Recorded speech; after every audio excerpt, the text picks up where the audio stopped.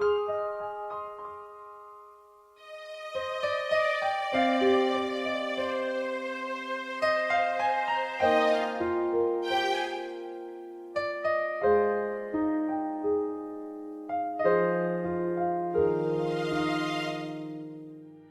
name is Isaac Grigorievich.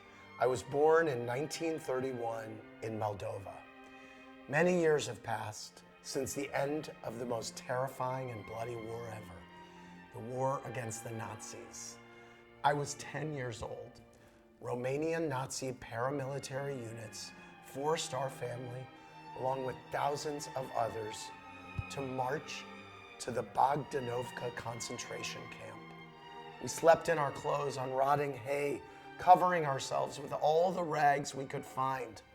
There was nothing to eat. We all suffered from malnutrition. Mother discovered a hole in the fence, crawled through it, and went to Bogdanovka village. She came back with a piece of bread and several boiled potatoes. How delicious they tasted. Mother crawled through that hole every day, working for local people in exchange for food. Father and my siblings were so starved that their bodies were deteriorating before my eyes. Father refused to eat. He gave all his food to the children. We lived under unimaginable, unsanitary conditions. People were dying. Soon we had a new problem. No one had enough strength to move the dead bodies from the pens. So people dragged the bodies to the center of the barn. Corpses were left inside for days and we had to step over them. One day the barn caught fire. We tried to help Father, but he was too weak to walk. All the people inside were burned alive, our father among them. We found an empty pig pen and settled into our new home. My younger sister and brother became too weak to walk or even sit up. They were just skin and bones. One day, Mother went out to work in the village. She didn't return.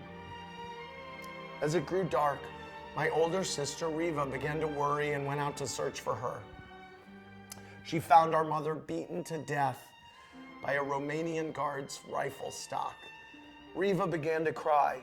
The rest of us cried too. None of us could sleep that night. It was especially hard to calm my little brother because Mother had always slept next to him, so he could nestle in the warmth of her body. Now we were left utterly alone. Riva told me the Romanians were planning to kill everyone by the end of the year. She said she was planning to run away. I asked about our baby brother and sister, but she said, they can't walk. We'll leave them extra food. We'll come back for them. We have no other choice. I went back to our pen and began to prepare for our escape. My little brother watched my preparations and realized that I was going to leave. He stretched out his arms, which looked more like sticks, and he held on to me, begging me not to abandon him. He promised that he would walk without our help. We wouldn't have to carry him. He wouldn't be a nuisance. Take me with you, he pleaded. I promised him he would come back soon. I tore him from my body to free myself from his arms.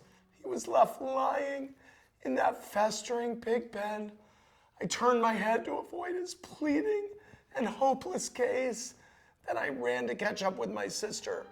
As I walked next to Riva, I couldn't stop blaming myself for being so heartless towards my beloved little brother. I blame myself for pushing my frail brother away. He didn't want to let me go. He didn't want to be separated from us. Riva was killed by Nazis. Soon after our escape, our little brother and sister were burned alive in the camp with all the other sick and disabled inmates. The rest were taken to pits and shot. I lived in hiding until liberation.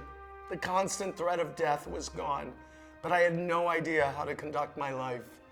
Parents usually guide a young person's future, but I had no one to guide me, no one to care for me. During my long life, I've had illnesses and traumas, some minor, some more serious, but none of those difficulties were comparable to anything that I endured during the Holocaust. Isaac.